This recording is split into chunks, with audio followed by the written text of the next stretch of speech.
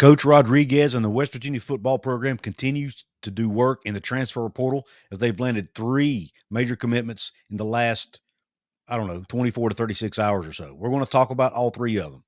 And finally, there is some noise around the basketball program and the work they're doing in the portal as well. They land another commitment after several days with what seemed to be crickets. And we're going to talk about that as well in this live edition of Couz's Corner. I want to thank you all for joining the show, whether you're watching it live or watching the playback. I do appreciate the support. Please hit the thumbs up if you like what I'm doing here. Please leave a comment, whether it be in the live chat or under the video if you're watching on the replay. And subscribe to the channel here if you haven't yet. Please help me get to my next major goal of 10,000 subs. I want to thank you all for joining once again, whether you're watching on X or on YouTube. If you are watching on X, once the show's over, please come over to the YouTube channel, Couz's Corner, and subscribe over there and check out the shows we've done in the past. We're going to start off talking a little football. Then we'll move over to basketball. Before we get started, though, I do want to give a quick shout out. I'm going to go to a real quick break, give a shout out to one of our sponsors here, Katz, Cantor, Stone Street, and Buckner, attorneys at law. I'll be back in about 35, 40 seconds. Stay tuned.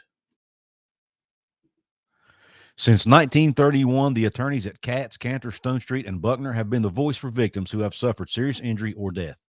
They have a fierce passion for truth and justice and a sincere compassion for those who have been wronged by others. Whether you have been in a car accident or fighting with an insurance company, or you or a loved one has suffered serious injury or death due to medical negligence, we will ensure your voice is heard loud and clear. Katz, Cantor, Stone Street, and Buckner will ensure there is justice for all West Virginians because we are your lawyer, your voice. Visit us at yourlawyeryourvoice.com.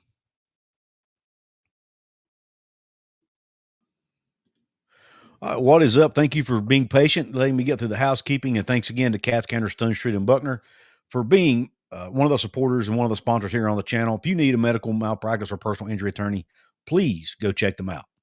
Let's go ahead and dive right in to the show, and I will get to comments later. If you want to guide the conversation in the direction you want to go, the best way to do that, obviously, is to drop a super chat. It'll highlight the comment.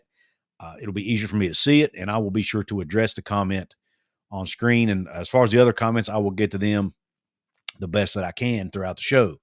But I do have a lot of content to talk about. I did see somebody mention the name of Aiden Bussell in the comments. I'm not sure. Did they get him? I know that he was a target. If so, I had not prepared to talk about that one yet, but I do have the other commits queued up and ready to go. The first one we're going to start off with is the most recent one I had seen, and that's Elijah Simmons, a defensive line commit from the JUCO ranks out of Garden City Community College. 6'2", 280 pounds, had 21 tackles, 5.5 TFLs, and a sack in 10 games last season. Has 2 years remaining, but that could turn into more because of the new JUCO rule where junior college players may get an extra year of eligibility. So he may actually have 3 years remaining, depending on whether they're able to take advantage of that or not. Not a whole lot out there on him as far as PFF grades or anything like that, other than what little bit of stats we can find. Did not have an opportunity to go look for some highlight tape. But basically, the gist of this is, and he's a JUCO player. It typically takes at least a year for those JUCO players to adjust to the new level of play. And, it yet to be determined whether or not Elijah Simmons will have a successful P4 career or not at West Virginia. It is one position, though, where I think he's being added more or less for depth. The defensive line is actually a position I feel pretty good about going into 2025 season. I mean, you've got guys like, a Sonny Redwood, guys like Hammond Russell, guys like Edward Vesterinen. Corey McIntyre will be back from injury. So there are some solid pieces. They brought in Chamoy Robinson, the defensive player of the year out of the American Conference last year. Braden Siders over to play that bandit position. So there are a lot of good pieces on this team already that I really like. But you add someone like an Elijah Simmons, who I think is arguably being brought in to be a depth piece, likely not expecting to start right away, but he can compete for a starting spot. And who knows, maybe he shows some flashes, and at least he gives them someone in the 2 deep that can, it's another body in the room, right? It's another body for practice. It's another body for if people go down with injuries. Never hurts to have those guys, and it's someone, this is a team that has a ton of seniors on it. It's someone that can be there and develop for 1 to 2 years. And gives them someone for even looking ahead at the 2026 and maybe even 2027 seasons if he gets that extra year. So I like this addition. Again, he's a JUCO guy, not proven yet at that level, at the P4 level, but apparently Coach Alley and the rest of the staff see something in him. I trust their judgment, so we'll see if how good a player he turns out to be. But Elijah Simmons was the most recent commit that I was able to see before I got on the show tonight. Let me see. I was trying to see. Okay, yep, I didn't see anybody. I saw where Larry Westfall mentioned Aiden Bussell or Bussell. I'm not sure how you pronounce his last name. He is an offensive lineman from the University of Tennessee that was supposedly visiting or had visited. Not sure the details on that, and not sure where he stands. But anyway, the next player I want to talk about, remaining on the football side of things, is Donovan Haslam. He's an offensive line commit out of Austin Peay, an FCS school. Now, when you look at Donovan Haslam, he's 6'4" tall, 332 pounds, played 622 snaps at left tackle in 2024 for Austin Peay, 761 snaps overall in his career.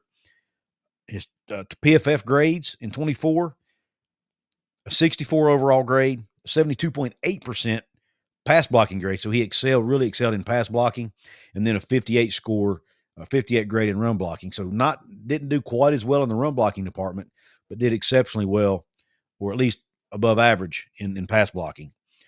And he's another one who has multiple years of eligibility remaining. He has 2 years of eligibility remaining because even though he started his career in 22 at Austin Peay, he redshirted in 23 and then saw significant snaps in 24. And that means he's basically a red shirt. He's going into his red shirt junior season is the way I understand it. Sometimes it gets a little confusing with those red shirts and how they count them, but I think he's going to be a red shirt junior next year. But correct me if I'm wrong. So that's the second one. I really like that addition. Again, offensive lineup position, they are needing to address heavily. This is their third or fourth commit in this portal window, not to mention the several guys they got in the last portal window. It appears, based on what I'm reading over at 24/7 Sports on the message board over there, it appears, and this is by the people who run the site, not the fans. It appears that the coaching staff may not be 100% happy with what they saw in spring from the offensive line. Now you can take that for what it's worth. That's what is being reported over there. That's what they're hearing from their sources. So they're trying to address that right now. They're bringing in the guys who have a lot of experience at lower levels or Power 4 talent who may not have gotten to see the field quite as much as they wanted to yet at places like Oklahoma, Texas, and so forth. That seems to be the strategy right now. How many of these guys pan out yet to be determined. If you bring in enough guys, you're going to get some good players out of it, right? And I think that's their strategy right now. It's bringing guys who seem to fit what they do from a strategic standpoint, who seem to fit from a cultural standpoint, who should be good fits in the locker room. And if you get in, like I said, you build depth, you build a lot of bodies, and out of that you'll get some good players. Let's hope that these guys turn out to be ballers, because if things didn't look good in the spring, then that doesn't bode well for the fall. The big question is this: can they gel together? When you bring in this many new guys, it's offensive line is one of those position rooms where every single player has to do it's really the case for all of football, but especially O-line. They have to gel together. They have to work together in unison. Each individual guy has his own job to do, and if one doesn't do their job, the whole thing blows up. So it's very important that they gel as a unit. It's going to be critical, and there's going to be a short time frame for them to do that. You're going to have summer practices and fall camp. That's basically it. And so a very short window of time for these offensive linemen to gel together. Now, you do have the guys who came in the spring, played through spring ball, but to incorporate these newer guys in there, it's going to be challenging. But the good thing about Rich Rod's system, they get a ton of snaps in practice because they move at such a fast pace with that high octane hurry-up offense. They're going to get a ton of snaps in the summer and a ton of snaps in the fall. So hopefully by that first game, they'll be ready to go. And if not, at least by midway point of the season, a lot of these guys that may not have been ready early in the season might be able to contribute later in the season. That's what you got to hope for anyway. But again, got to like the ad. Yet to be determined how these players pan out, but you need depth in that room. and this is someone who's played quite a bit of football, like I said, over 700 snaps in his career, even though it's been at the FCS level, you still like the fact that he's played a ton of football, or quite a bit anyway. Now, the next one is an interesting story. It's wide receiver Logan Ramper. Now, he comes from Slippery Rock University. It's a Division II school. So that on the surface sounds like, oh, man, these Division II guys. Okay, that doesn't sound great on the surface. Doesn't sound exciting. It's not a splash, right? Here's the thing, though. Guess what school West Virginia beat out for his services? Pitt. Pitt was apparently recruiting this young man very hard. And Logan Ramper at the last minute apparently chose West Virginia, kind of leaving, from what I'm hearing from a source, leaving Pitt very unhappy. They are not happy with how this thing went down. So Logan Ramper, the Division II receiver from Slippery Rock, here are his career stats. First off, he's 6'4", 215 pounds, so he's a big body receiver. And I'll break down a little bit what I saw on film in a minute, but let's just go through the numbers first. He had 42 catches last year for 748 yards and 8 touchdowns. That's very, very good numbers, especially considering he only played in 10 games. 42 balls, caught 748 yards and 8 touchdowns. In the Division II National Championship game, he caught 8 passes for 171 yards and 3 scores. So he stepped up and played some of his best ball in crunch time in big games. That's the kind of players you want at West Virginia. For his career, he has caught 74 passes for 1,165 yards and 14 touchdowns. So the majority of his production was done in 2024. Now, he only has 1 year of eligibility remaining.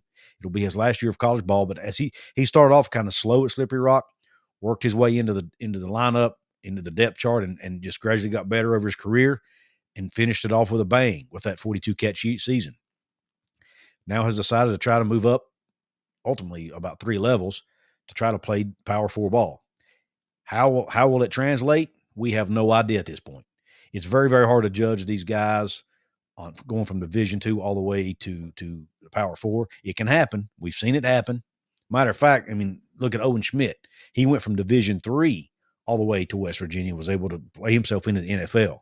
So it can happen, but it's not necessarily the norm either. So can Logan Ramper be one of those exceptional players who translates from Division II to the Power 4 level? We will see. When I look at his highlights, here's what sticks out to me. The intangible piece of his game. He is he has a lot of swagger. Let's just put it that way. As a matter of fact, at times he comes across as a little bit cocky. But I don't necessarily look at that as a bad thing, especially at the wide receiver position. It's a position where you do a lot of one-on-one. You want somebody that's very confident in their ability, and somebody who's not afraid, not afraid to maybe talk a little smack once in a while, not afraid, he's not going to back down from a defensive back. He's going to think he's more talented than the guy across from him, and he's not going to be afraid to go at somebody as far as from a competitive standpoint. I like that part of his game. You can see that in the highlights, that he doesn't back down, doesn't care to talk some smack. As long as it doesn't go too far and lead to 15-yard penalties, you don't mind seeing that kind of stuff. And as long as it doesn't get selfish, and I didn't see any of that in his highlights. Now, as far as the on-field portion, as far as the tangible part of the game, and he can make tough catches. He has good hands. He uses his hands to catch the ball. He doesn't try to bring it into his body. He can go up and high point the football, make catches in traffic. He can make catches with guys all over him. There's no catch he can't make, in my opinion. That's what I like about him. He's strong with the ball when he catches it. He can make plays he can get yards after the catch, make plays after the catch. I like that about his game. He can break tackles. His breakaway speed doesn't seem to have elite speed, but I don't think he needs it. He's a 6'4", 215-pound, big-bodied receiver. I look at him as more of a possession receiver. Now, maybe I'm wrong. So you can correct me if you have a difference of opinion. Keep in mind, I'm basing this off of really a few minutes of highlights and just my personal opinion on what I'm seeing with my eyes. But I don't see a lot of breakaway speed. I don't see he's not going to make a ton of people miss as far as, juking anybody out. But I don't know that that's his game, and I'm not sure that's what you want him to do. The question marks I have are, can he run routes good enough to defeat DBs at the Power 4 level? In his highlights, there was really no way to, he did run some good routes in there, but there were also several where he wasn't open. He made a lot of contested catches in the highlights. Is that because that's just the highlight? Most of the highlights his best highlights were those, and they wanted to show that on tape, or was it because he wasn't open enough? I don't know the answer to that question because, again, I'm only seeing those specific clips. I'll be anxious to see how well he can do at getting open. That's been a huge challenge for this West Virginia team really the whole Neil Brown era, we could say. Receivers struggled to get open and get separation from defensive backs. Can Logan Ramper do that? It's going to be interesting to see coming all the way from Division II to Power 4. Also, something else you don't see in highlights usually is our receivers in the blocking game. How well can he block for the run game? Because we know Rich Rod's going to run it 60-65% of the time. So how well does he do that? My guess is they feel like he can do that, or they wouldn't have went and got him. But we'll see. I hope he's a feel-good story. I hope he's one of those guys that goes from Division II and ends up balling out to Power 4 level. But it's yet to be determined. But I do think there are some question marks, obviously, coming from D2. That's a question mark. And, is he athletic enough to play at the Power 4 level? We'll see. Obviously, I think he has the hands to do it. I think he has the strength, and I think he has the body control. Does he have the speed, the quickness, and the ability to get open? Those are the things, and of course blocking. If he can do those things at a above average level, then I think he'll see the field his last year of college football in Morgantown, because it's my understanding this is his last year of eligibility. But those are really my question marks for him. I like his game. I love his swagger. I love his confidence. I love how he catches the football with his hands in traffic. But can he make plays and get open at the Power 4 level? That's what you have to be determined. That's all I got on football. We're going to talk basketball next. And we're also going to get into the comments section. Before we do, though, let's go ahead and get into the comments section first. We've got Daniel Gigax, who's a VIP member in the house. We've got Jacob Yoho, Larry Westfall, who I mentioned earlier. Tosh Miller's in the chat. Charles M. in the chat. Brandon Nadolan in the chat. Daniel Gigax says, Charles M. highly unlikely, but it does depend on appetite of the SEC. And that was a question that Charles asked about. Will WVU be joining the SEC in the next round of expansion? Charles, it would be awesome, but I'm not gonna get my hopes up. I have heard some things on that, but I'm not really ready to share yet because I'm trying to get more details. But hopefully there will be a video on that coming soon. Daniel Gigax says you can never go wrong getting high quality O linemen. Absolutely. It's a position you want depth and you need bodies. Trenches is where you want to be great at, Curtis. Exactly. Mike 55 in the house. Raven in the house. David Seal vibes. That's a great comparison, Raven. David Seals didn't have super speed. What did he run? A 4.6, 4.7, 40, something like that? Didn't have super speed, but he had really good body control, the ability to go up and get the ball out of the air.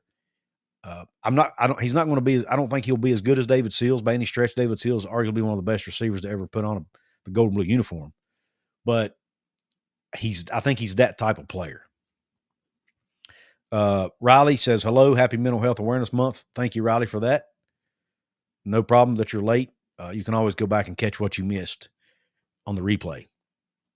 But we've got Mike 55 in the house and Curtis D316. I don't remember if I mentioned you guys or not. Chance of hosting a regional, Mike, it's going to depend. Dropping that game to Marshall is going to hurt, but they did get the series win over Texas Tech. If they can win the rest of their series that they have, and I'd be lying if I told you I knew how many they have left. I know they have a series coming up at some point against Kansas. And there ain't a ton of baseball left to play. So I think they only have a few games left. If they can win that series against Kansas, then I think they got a really good chance. Somebody says, hold on, 7 games left. Okay.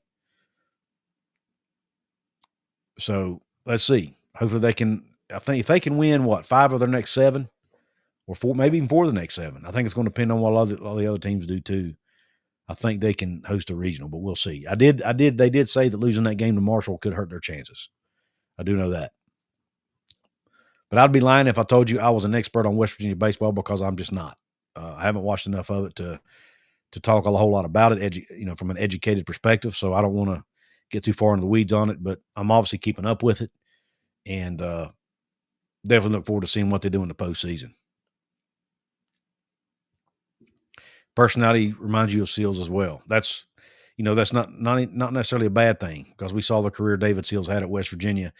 He was in the Biletnikoff Award conversation there his junior or senior year in Morgantown. So that was really cool. Before we get too much further, before we talk basketball, I do want to give a shout out to one of my other channel sponsors here. It's a new sponsor, Elite Scuba and Adventures. Elite Scuba and Adventures, you can check them out on social media. They're on all social media platforms. You can go to elitescubaadventures.com on the web, find them there as well. They are located in Northern Virginia. So for you Virginia folks, they might be easier to find for you, but they do scuba trips, they do scuba classes. They do PADI Discover diving. They have open water certifications. They do advanced diver and specialty courses, including dive master certifications. They have bundle and save deals. They also give discounts to, first responders and vets. They give a 10% discount. Or at checkout, if you sign up for a trip, for one of their scuba trips to Tigert Lake right here in the great state of West Virginia, to Key West, Florida, or to Thailand, which is one they do every year. You sign up for one of those, or if you want to do lessons or learn how to scuba dive, at checkout, use Couz code 25. It's COUZ CODE 25. You get a 5% discount on their services there. So go check them out. EliteScubaAdventures.com. You can see the web address on your screen there. And they are the sponsors of this next segment, where we are going to take a deep dive into the numbers on this new basketball commit, Morris Ugasuk or Ugasuk. I'm not exactly sure how to pronounce it. It's my understanding, I think he's from Finland. But I really like this addition. He is from South Carolina, so he's played 2 seasons in the SEC, coming over from the Gamecocks. He's a 6'4" guard. His stats from the 24-25 season: he averaged 5.9 points a game, 1.4 rebounds a game, 0.9 assists, and about a half a steal a game. But the one stat that really stood out to me is he shot 40% from three-point range, and about 70% of his shot attempts are from behind the three-point line. That's astounding to me. So he is a three-point specialist. It's what he does. He only about 15% of his shot attempts are at the rim. And he shot about 38% around the rim, but he shoots at a 40% clip from behind the arc. So that is his specialty. When you watch him release the basketball, when you watch him shoot, and I can't remember who it was, somebody on the 24/7 chat board, message board, said it kind of reminded them of Lamont West. If you guys remember Lamont West that played at West Virginia, he kind of reminds me of that, the way his shooting form and the way he shoots the basketball. He's not as tall, I don't think, as Lamont West was. I think Lamont West was more around the 6'6", 6'7" range. Morris Ugasuk is 6'4", but he is lengthy. He has long arms, so he should be able to help on the defensive end as well with his length. Now, the highlights I watched of him did not show anything on the defensive end, so I'm not sure what kind of on-ball defender he is. I've not been able to find any research on that. But considering Ross Hodge is a defensive-first coach, I don't think he's going to bring anybody onto this roster that he doesn't think can help them on the defensive end of the court. I just don't see that happening. But he is going out and getting guys who can shoot the basketball. We've seen Honor Huff, obviously, Trayson Eaglestaff, among others. Now he's getting Morris Ugasuk. He's bringing in guys who can shoot the basketball. Let's dig a little bit deeper. Thanks to our good friends over at Elite Scuba and Adventures. Let's dig a little bit deeper into the numbers. 25% of his shots are just what they call left above the break. When you look at the top of the key, the three-point line at the top of the key, just to the left of that. It's not quite on the wing, but just to the left of the top of the key behind the three-point line. He shoots 25% of his shots from that spot and shoots it at a 38% clip. Now, about 23% of his shots came from the right side above the break, and he shot 38% there. So he didn't shoot quite as well from there, but also had a couple less attempts from that spot too. So he shoots it right around 25% from that top of the key area from left to right, and shoots right around 50% of his shots from those spots, right? From either left or right beside the top of the key. That's his sweet spot right there. 46%, he shoots 46% on left corner threes, but only shoots about 15% of his shots from that spot. I mentioned that he only shoots about 15% of his shots around the rim, and he's shooting at a 42% clip there. I think I mentioned 38 earlier. I misspoke. It's actually 42, a little bit better than I said. Shoots it, only shot about 9% of his attempts from the right corner three, and shoots only about 29% from that spot. So maybe he doesn't shoot as well from there, which would explain why he didn't shoot as many from that spot. Listen to some of these numbers. He is in the 91st percentile nationally on catch and shoot, in the catch and shoot. Catch the ball, shoot it. 91 percentile. That's top 9% of the country. And shoots it at a 62% clip on catch and shoot baskets. That's threes and twos combined. That's elite right there, folks. So if you get him the basketball and he's open, he's likely going to knock down that shot. If he doesn't have to put the ball on the floor, that's really where he's at his best, right there, catch and shoot. He's in the 86th percentile in the country, scoring in spot up situations, where he might have to take one or two dribbles and then shoot it. He's really good at that too. Not quite as good as he is in catch and shoot situations, but if you can get him in spot up situations. So basically, if you get him in spot up situations or catch and shoot situations, there's a good chance he's scoring the basketball. And then he's also in the 81st percentile nationally in scoring off ball screens. We all know Ross Hodge loves to use ball screens in his offense, so it'll be interesting to see how often they use him in that situation. But he only scores only 7% of his scoring comes off ball screens. So he is utilized best in catch and shoot and spot up situations. So, but he can score off ball screens if you need him to. And, Ross Hodge may decide to use him in that area more often. We'll see. But it'll be interesting. I mentioned earlier, 71% of his shots were from behind the three-point line this season. And that 5.9 points a game doesn't blow you away, right?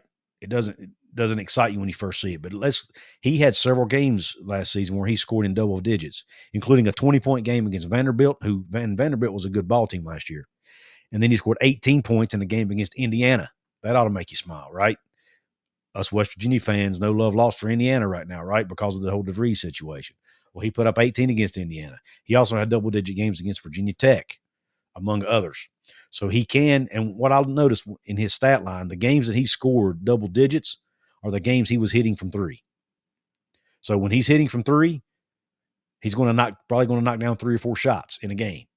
If he's not hitting, you might only get 2 or 4 points out of him. But again, keep in mind, he's only a sophomore right now, going into his junior year. He still has a couple more years to get better.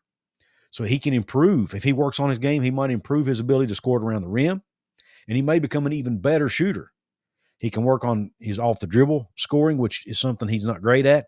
He can work on his off the pick and roll, because he may want to get utilized more in that situation, in those circumstances. So I really think he has an opportunity to get even better. Like I said, he's 6'4", so he may get himself into a few situations where he has height advantage over his opponent. Didn't see a ton of highlights where he was posting people up. He did have a couple. So it'll be interesting to see how they utilize him. But the 2 question marks: how can he guard, and can he improve? Can he get that points per game average up, and can he score better around the rim? I did fail to mention, though, his weakness. I had this wrote down and failed to mention it. His weakness, shooting off the dribble. He doesn't shoot off the dribble very well. He's only in the 19th percentile in the country. He shoots only 38% effective field goal percentage off the dribble. So you really don't want him putting the ball on the floor a ton. Like I said, he can take 1 or 2 dribbles just to get away from his defender or on a pump fake or whatever. But you don't want him taking several dribbles and trying to score off the dribble. That's not his game. That's not his strong suit. Again, harken back to Lamont West. He wasn't very good at that either. I see so many similarities in their games. Long, lengthy, can shoot the basketball. Hopefully he can guard. Again, we'll see, but I feel like he can, or Ross Hodge would not be bringing him into Morgantown and adding him to that team. So that's the down and dirty, so to speak, the deep dive on Morris Ugasuk from South Carolina, the basketball transfer, 170 pounds, at 6'4". I love this roster that's being put together by Coach Hodge. Will Ugasuk come in and be a starter? Not sure, but they're at a point now in their roster construction where every guy coming in doesn't have to be a starter. You're adding depth pieces now. You're adding guys who can help off the bench, and eventually you'll get to where you're even adding guys who can help you at practice, who are walk-ons. Morris Ugasuk's not that guy. I mean, he played over 20 minutes a game last year for an SEC school. Now, South Carolina wasn't very good, so we got to take that for what it's worth. But they were still playing against a really good competition, arguably the best conference in America last year in the SEC. And he played 22 minutes a game. So I think that means something. So Morris Ugasuk should be a contributor, potentially even a starter. I don't look for him to be a starter, but I do think he has starter potential, especially in year 2 in Morgantown. All right, we got our first super chat coming in. Let's go check it out, see who it's from. Big Dan T in the house. Thank you, Big Dan T. He says, basketball looks good if they can come together quick, exciting. I agree. Anytime you have this complete roster overhaul like we're seeing in basketball, I mean, not one person is back from last year's team. Not even, last year they at least had Ofri Nove back. Well, he's not even there anymore. He's in the portal. So they don't have anybody back from last year's team, whether it be the graduation or the portal. Complete 100% overhaul. But we saw what Coach DeVries was able to do. We've seen what other coaches around the country have been able to do in 1 year. It looks like West Virginia's NIL situation is pretty decent. They've been able to go out and get some really highly talented guys like Eagle Staff and Huff and now Ugasuk and Lorient and some others. Jasper Floyd, just to name a couple. Jackson Fields, Obi Oha, the big man. They do need to go out and get one more big, at least one more big, in my opinion. And they need one more true point guard to be a backup for Jasper Floyd. Now, Eagle Staff can play point guard if they need him to, but I personally would prefer to see him coming off the ball where you can get him in scoring situations. So I'd like to see one more true point guard, at least one more big, and then you just fill it out with depth pieces who can contribute on defense and help you in other areas. But the pieces are coming together nicely for Coach Hodge and his staff. I really like it. He's rebounding, Raven. He didn't put up great rebounding numbers, but I think a lot of that is I don't think he's asked to, or at least he wasn't at Carolina. Just looking at the numbers, it looks like most of his shots came from behind the 3-point line, so he didn't get there probably wasn't a ton of chances for him to rebound offensively because he was playing outside a lot. And then as far as his defensive rebounding, he didn't do that a ton either. So let me look at his 1.44 rebounds a game. Yeah, that's not his strong suit. So it's, you're not going to expect him to get a ton of rebounds and put back stuff like that. But I don't think that's what he's going to be asked to do. So Dane the Surveyor has joined the chat. Thank you, Dane. Appreciate you coming in. Jeremy Croy's in the house. You see the badge beside Jeremy's name there. It means he's a VIP member here on the channel. Absolutely, Jeremy. We do need another center. You're absolutely right. Larry Westfall. Yes, Elijah Simmons. I did mention him. Dane the Surveyor says 33% is good, 40.7% from 3.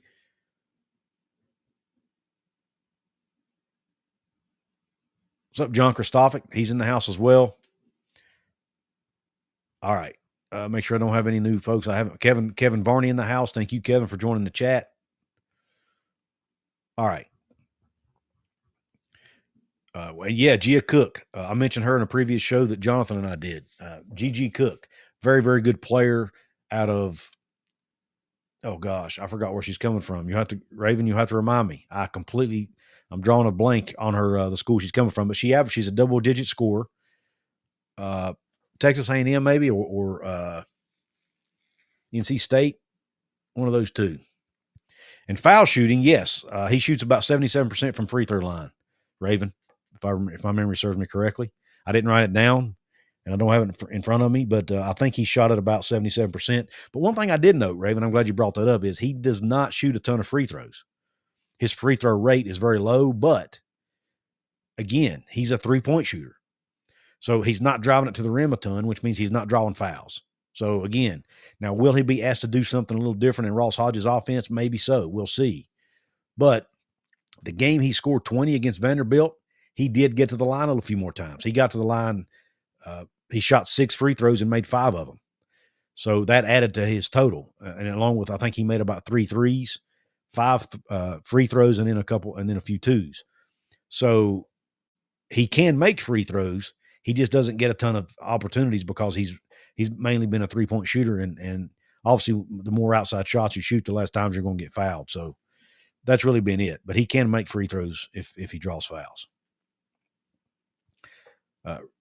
From Houston, Raven. Thank you. Yes, Big 12 Houston. That's awesome that we were able to get her from a Big 12 school. I think that's the second or third player that West Virginia has gotten from another Big 12 school, which is pretty cool to see, actually. But got to give hats off to Mark Kellogg and company for what they're able to do there. Doing a great job. But I really love what Coach Hodge, I really love what Coach Rodriguez has been able to do. Again, haven't seen whether or not we were able to get the lineman from Tennessee. Let me go ahead and check my X account here to see. Yep. Says Rich Rod is on fire. West Virginia, and this is from Jonathan Martin, by the way, my co-host on the Gold and Blue Breakdown Show. West Virginia has received a commitment from Tennessee transfer O-lineman Aiden Bussell or Bussell. I'm not sure how you pronounce it. It's Bussell. Now, he did not play in he's only played 62 snaps in his career, so hasn't played a ton of football. But he's 6'5", 300 pounds, talking about Aiden Bussell. He was rated as a 3-star prospect out of high school. He's out of the state of Tennessee and has 3 years of eligibility remaining.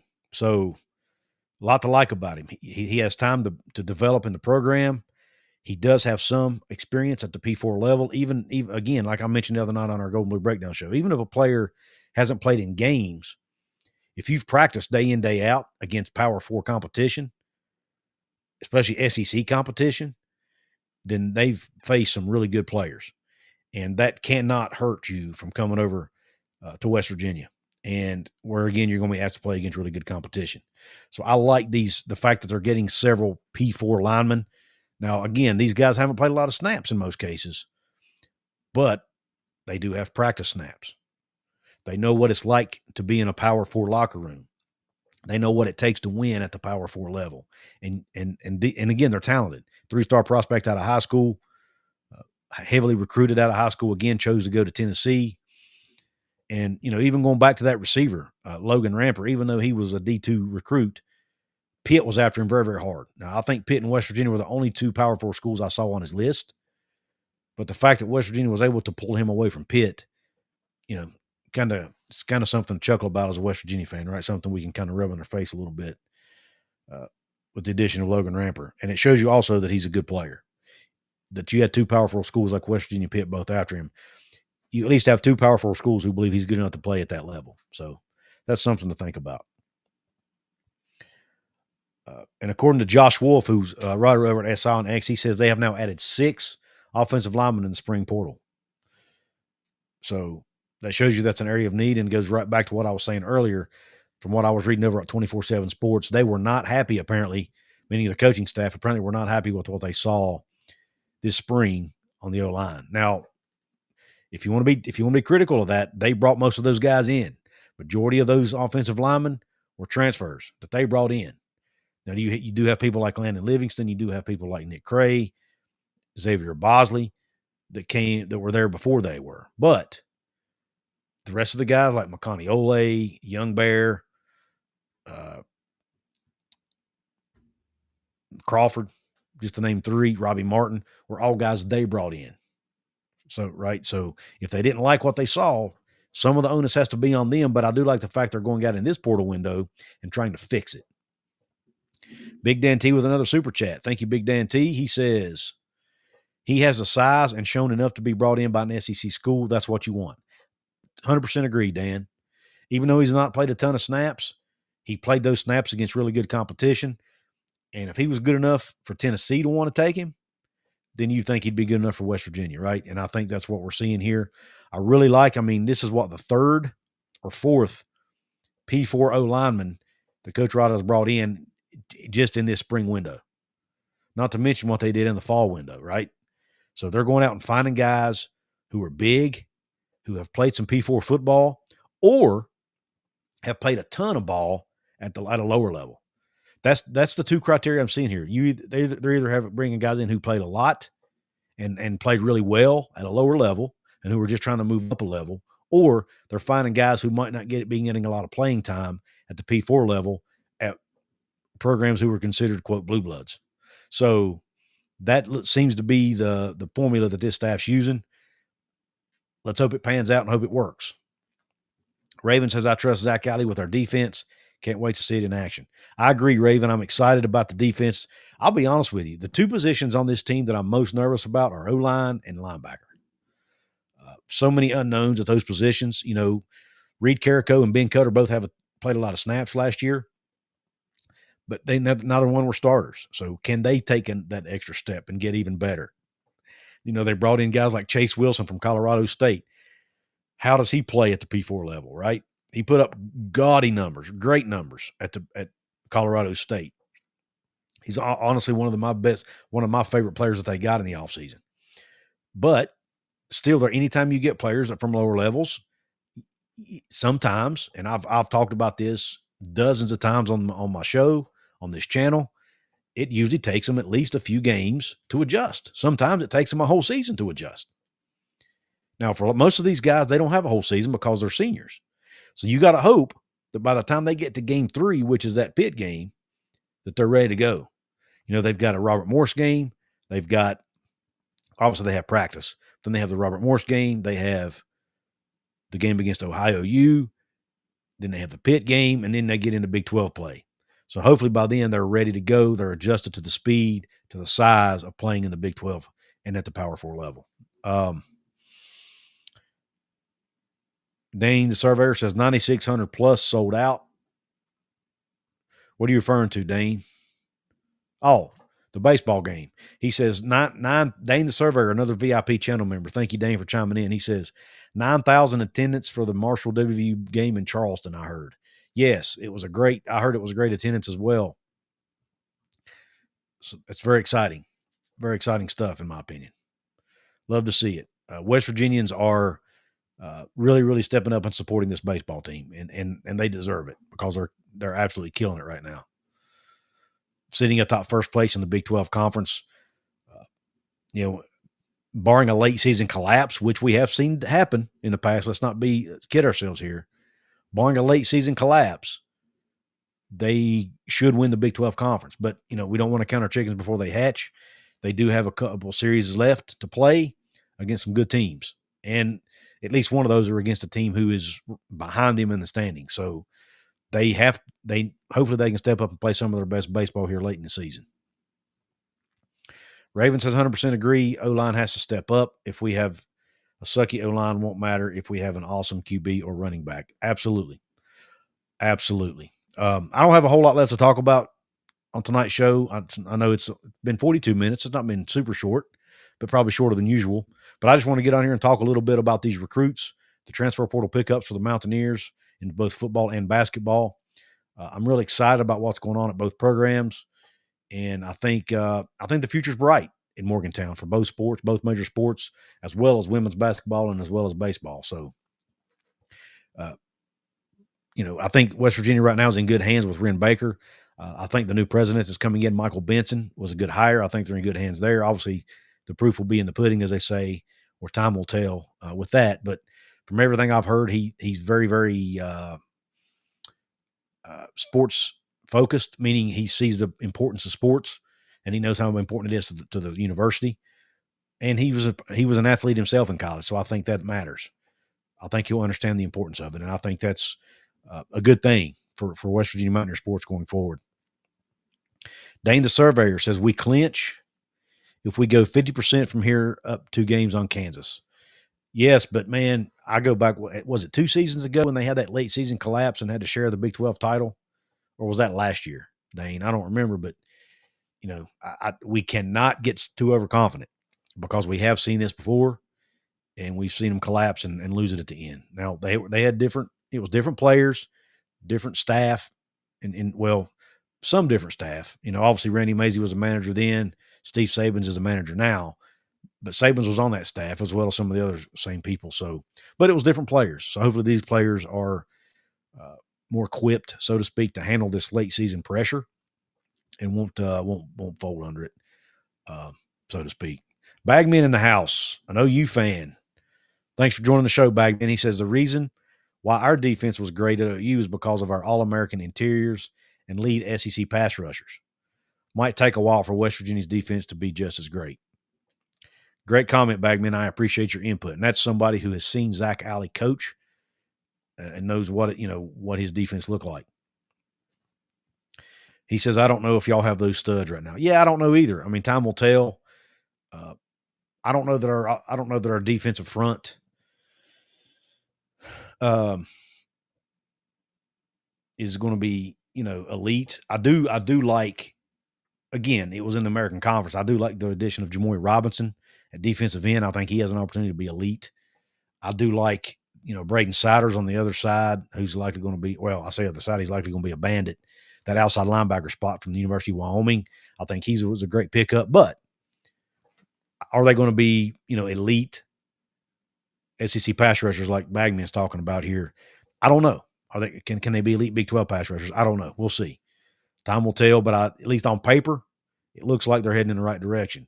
And hopefully Zach Alley's scheme, he can take advantage of the weakness, the strengths that he has, and put guys in the right position a lot better than the coaching staff we've had in the past 6 years, or at least majority of those 6 years. Now, there was a couple of those years West Virginia played really, really good defense, but at least 4 of the 6 years, the defense was not too good. Dane the Surveyor says, got to beat Kansas 2 of 3 games. And he says he thinks it was last year when they had that collapse. Thank you for the information there. I appreciate that. Well, listen, I'm going to call it a night. I appreciate everybody hopping on here for this late night live, well, not late night, but this late day live show. It's 9 p.m. here on the East Coast, so I'm going to call it a night. But I appreciate everybody tuning in. If you didn't catch this live, no worries. It's going to be up on the replay. Check out the show. You can you can subscribe, you can leave comments, you can do all of that on the replay. All that really helps the YouTube algorithm, really helps me grow. Want to give a shout out to the Rogue Sports Network, which I'm now proud to be a part of. Also want to give a shout out to my sponsors once again, Cats, Kenner, Stone Street, and Buckner, and Elite Scuba and Adventures. Also, don't want to leave out my other sponsor, Appalachia Digital. They were the fine folks who designed my brand new website over at wvsportschat.com. They did a great job. If you need someone to design your website, or you're looking for someone to help you get found easier on Google, go to appalachiadigital.com/Couz, and they will help you. It doesn't matter where you live. It's all can be done remotely, but Appalachia Digital can take care of your needs. Check them out today, and I appreciate them supporting what I do here and for the great work they did designing my site. With that being said, thanks to everybody for hopping on the show. I really appreciate it. Hope the rest of your night or day is top shelf. God bless you, and Q Country Roads.